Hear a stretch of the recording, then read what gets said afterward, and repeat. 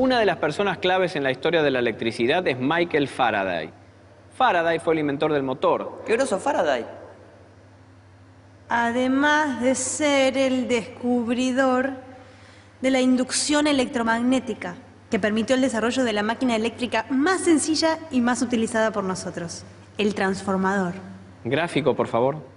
Si la corriente que circula por una bobina es constante, su campo magnético también lo es.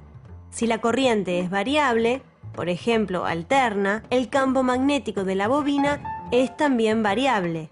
Cuando un campo magnético varía, aparece voltaje en los conductores y bobinas que estén cerca. Si enrollamos dos bobinas aisladas alrededor de un trozo de hierro que canalice el flujo magnético, al alimentar la primera con tensión alterna, el flujo magnético variable generado por esta va a inducir un voltaje en la segunda. Ese es el principio del transformador. Y acá vienen los números. La relación del voltaje que entra en la primera bobina y el que sale de la segunda está dada por la relación del número de vueltas de alambre en cada bobina. El número de vueltas de la primera bobina sobre el número de vueltas de la segunda bobina es igual al voltaje que entra sobre el voltaje que sale. O sea que si la bobina primaria tiene 2000 vueltas y la secundaria 1000 vueltas, ¿el voltaje de salida va a ser la mitad que el de entrada? Exacto. Sería el caso de un transformador que se alimenta con 220 volts y entrega 110 volts. Y con la corriente se da la relación inversa.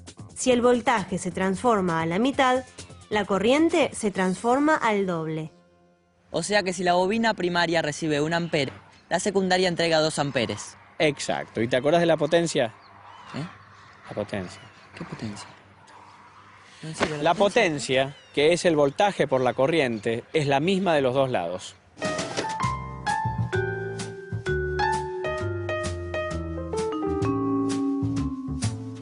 Pero en la práctica no es exactamente así. Siempre algo de potencia se pierde por dispersión de flujo magnético por generación de calor.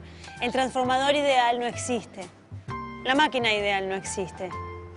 El hombre ideal no existe. Pero a veces tenemos magnetismo. ¿Tú me dio cara de bobina a mí?